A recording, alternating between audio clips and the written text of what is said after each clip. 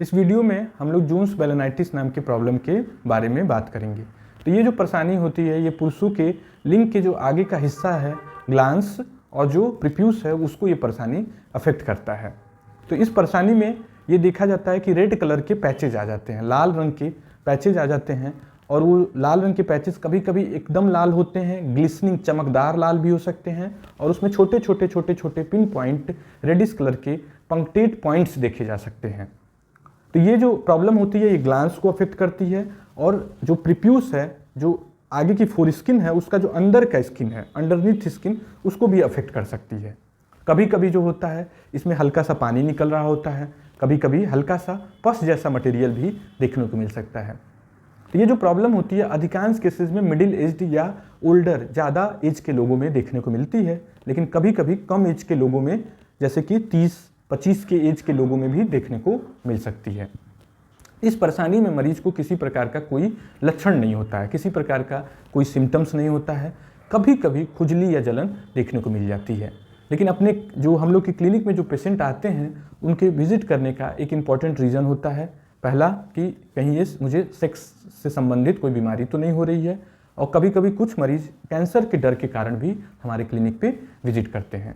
लेकिन यहाँ पे क्लियरली ये बात समझ लेनी है कि ये ना ही सेक्सुअली ट्रांसमिटेड डिजीज़ है, ना ही ये कोई कैंसरस प्रॉब्लम है।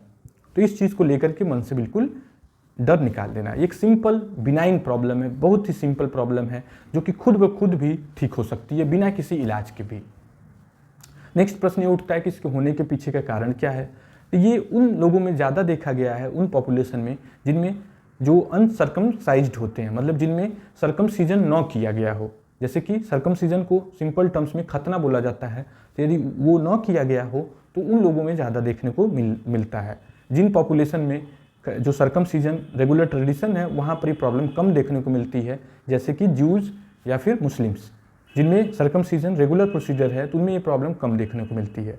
तो ऐसा माना जाता है कि जो सर्कमसीजन जिनमें नहीं किया गया है उसमें पुअर हाइजीन होने की वजह से, जैसे हाइजीन यदि कोई व्यक्ति अच्छा न रखे तो वहाँ पर स्मेग्मा इकट्ठा हो जाता है, यूरिन ट्रैप हो जाता है, नमी ट्रैप हो जाता है, मॉइस्चर, हीट, इसकी वजह से प्रॉब्लम जो इरिटेशन है ग्लैंड्स पे, तो वो इरिटेशन ये प्रॉब्लम को पैदा कर देता है। इसी तरह से रिपीटेड फ्रिक्शन ट्रॉमा भी एक हाइपोथेसिस में माना जाता है।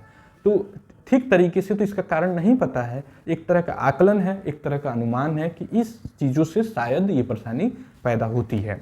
इसी तरह से एक बैक्टीरिया है जिसका नाम है माइकोबैक्टीरियम स्मिग्मेटिस, तो उस बैक्टीरिया के इन्फेक्शन की वजह से भी ये एक हाइपोथेसिस माना गया है कि ये प्रॉब्लम हो जाता है। नेक्स्ट पार्ट ये आता है कि इसकी डायग्नोसिस कैसे हो। तो इसकी डायग्नोसिस जो होती है बहुत ईजी होती है, आपका डॉक्टर देख करके ही डायग्नोस कर लेता है, कुछ टेस्ट की विशेष ज़रूरत नहीं होती है। लेकिन कुछ कंडीशन में कुछ टेस्ट की ज़रूरत पड़ जाती है डॉक्टर को, विशेष करके जब डॉक्टर को भी कन्फ्यूजन हो रहा हो दूसरी बीमारियों से। जैसे तमाम तरह के बेलेनाइटिस प्रॉब्लम इस एरिया को अफेक्ट कर सकते हैं और कभी कभी वो इस प्रॉब्लम से बिल्कुल देखने में एक जैसा लग सकता है। तो तमाम तरह के जैसे बेलेनाइटिस, कैंडिडल बेलेनाइटिस, जो दूसरे बैक्टीरियल बेलेनाइटिस हैं, इसके अलावा जो फिक्स्ड ड्रग इरप्शन है, एलर्जी कॉन्टैक्ट डर्मेटाइटिस है, ये सब प्रॉब्लम कभी कभी डॉक्टर को डायग्नोस्टिक चैलेंज पोज करते हैं। इसी तरह से एक प्रॉब्लम होती है एरिथ्रोप्लेजिया ऑफ क्यूरेट। तो ये जो प्रॉब्लम होती है कभी कभी ऐसा कन्फ्यूज़न डॉक्टर को भी पैदा कर सकती है कि जून्स बेलेनाइटिस से कन्फ्यूज़न पैदा कर सकती है। ऐसा लगेगा कि शायद जून्स बेलेनाइटिस है या जून्स बेलेनाइटिस वाले पेशेंट्स में कन्फ्यूजन हो सकता है, एरिथ्रोप्लेजिया, मतलब आइदर वे में कन्फ्यूजन हो सकता है। तो ऐसे कंडीशन में डॉक्टर जो होता है बायोप्सी का सलाह देता है, स्किन बायोप्सी। तो स्किन बायोप्सी बहुत ही सिंपल ईजी प्रोसीजर होती है, जो कि छोटा सा स्किन का टुकड़ा 2 mm, 3 mm या 4 mm का ले करके उसे माइक्रोस्कोप में देख लिया जाता है और डायग्नोसिस ईजिली बना ली जाती है। लेकिन जब भी बायोप्सी की बात होती है तो पेशेंट घबरा जाते हैं, विशेष करके ऐसे ऑर्गन पे जो कि बहुत सेंसिटिव ऑर्गन है, वहाँ पर यदि बायोप्सी की बात की जाती है तो कई बार पेशेंट डायरेक्टली मना कर देते हैं कि नहीं, हम बायोप्सी नहीं कराएंगे, इसका इलाज करिए। तो बायोप्सी को लेकर के कहीं से भी नकारात्मक भावना नहीं रखना है। क्यों नहीं रखना? क्योंकि बायोप्सी एक सिंपल प्रोसीजर है, ईजी प्रोसीजर है। जो हल्का फुल्का वुंड बनता है वो 3-4-5 दिन में भर जाता है, उससे लॉन्ग टर्म पे कोई नुकसान नहीं है, मरीज को किसी भी प्रकार से कोई खास परेशानी नहीं होनी है, और उसे शून्य करके किया जाता है तो दर्द भी होने के चांसेस नहीं होते हैं। लेकिन बायोप्सी डायग्नोसिस के लिए बहुत मददगार कई बार साबित हो जाती है, क्योंकि जो जून्स बेलेनाइटिस है उसका जो बायोप्सी फीचर है वो बहुत ही स्पेसिफिक होता है। उसमें प्लाज्मा सेल्स देखने को मिलते हैं और जो कैंसरस प्रॉब्लम है एरिथ्रोप्लेजिया प्यूरेट, तो वो जो प्रॉब्लम होती है उसमें कैंसरस सेल देखने को मिल जाते हैं। हालांकि दोनों प्रॉब्लम अलग अलग हैं, बिल्कुल डिफरेंट प्रॉब्लम है, लेकिन कभी कभी कन्फ्यूजन पैदा कर सकते हैं एक जैसा दिखने के कारण। तो इस वजह से कभी डॉक्टर सजेस्ट करे तो घबराएं ना, बायोप्सी करा लें, कहीं से ये डेंजरस या प्रॉब्लमेटिक चीज़ नहीं होती है। नेक्स्ट पार्ट आता है ट्रीटमेंट का। तो ट्रीटमेंट में सबसे महत्वपूर्ण चीज़ अभी के समय में है कि हाइजीन को रखना बहुत ज़्यादा ज़रूरी है। तो डेली आपको प्रीप्यूस को, जो फोरस्किन है, उसको पीछे खींच करके साबुन से खूब अच्छे से झाग बना करके उसे साफ़ कर दें। ये ध्यान रखें कि साबुन का कोई टुकड़ा छूटे ना या झाग ना छूटे, उसे पानी से उसके बाद खूब अच्छे से धो दें। इसी तरह से जब भी यूरिन पास करें तो उसके बाद भी उसको अच्छे से वॉश कर लें, या सिंपल पानी से भी वॉश कर सकते हैं। वहाँ की स्किन को ड्राई कर लें अच्छे से। जब ड्राई हो जाए स्किन, उसके बाद ही चमड़ी को आगे की ओर सरकाएं, प्रीप्यूस को आगे की ओर सरकाएं। तो हाइजीन एक इंपॉर्टेंट चीज़ है, जिससे कि यूरिन, मॉइस्चर, इस तरह की चीज़ें वहाँ पर न रुकने पाए।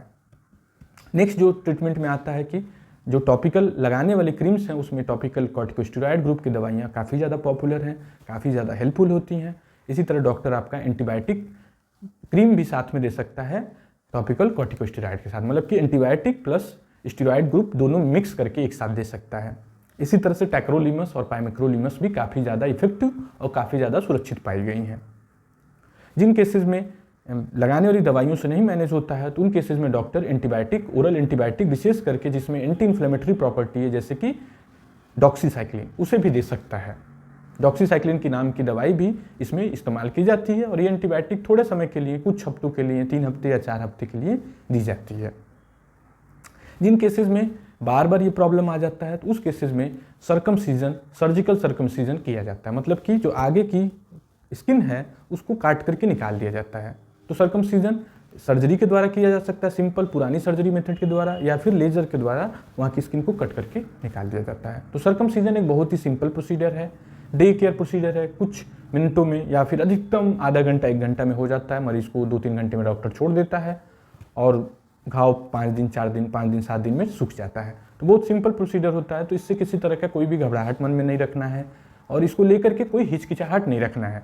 कई बार लोग रिलीजियस धर्म के ग्राउंड पर भी इसको लेकर के हिचकिचाहट रखते हैं, तो कोई इसमें हिचकिचाहट आपको नहीं रखना है। यदि ज़रूरत पड़ रही है, बार बार प्रॉब्लम हो रहा है, तो उस कंडीशन में इसको आप कंसीडर कर सकते हैं। बहुत ही सिंपल ईजी प्रोसीजर होता है। कुछ केसेस में लेज़र भी ट्राई किए गए हैं, तो लेज़र की वजह से वेरिएबल इफेक्ट है, तो इस वजह से एक तरह से वो रिसर्च ट्रीटमेंट के तौर पर अभी हैं। डॉक्टर रेगुलरली उन्हें यूज़ नहीं करते हैं, कुछ पेशेंट्स में ज़रूरत पर ही दिया जा सकता है विशेष परिस्थितियों में। तो ओवरऑल लास्ट कंक्लूजन के तौर पर यह है कि एक बहुत ही सिंपल प्रॉब्लम है, सिंपल ट्रीटमेंट है, इसको लेके मन में किसी तरह का डर नहीं रखना है। इससे आपके पार्टनर को नहीं हो सकता है, मतलब ये परेशानी आपके वाइफ को नहीं फैल सकती है, ये सेक्सुअली ट्रांसमिटेड इन्फेक्शन नहीं है, कहीं से भी ये कैंसरस प्रॉब्लम नहीं है, इसका ईजी ट्रीटमेंट है। तो कहीं से ये एक प्रॉब्लमेटिक सिचुएशन नहीं है। प्रॉब्लम हो तो अपने डॉक्टर से मिलकर के आप इसका इलाज कर लें, पूरी तरह से ये ठीक हो जाएगा। Thank you.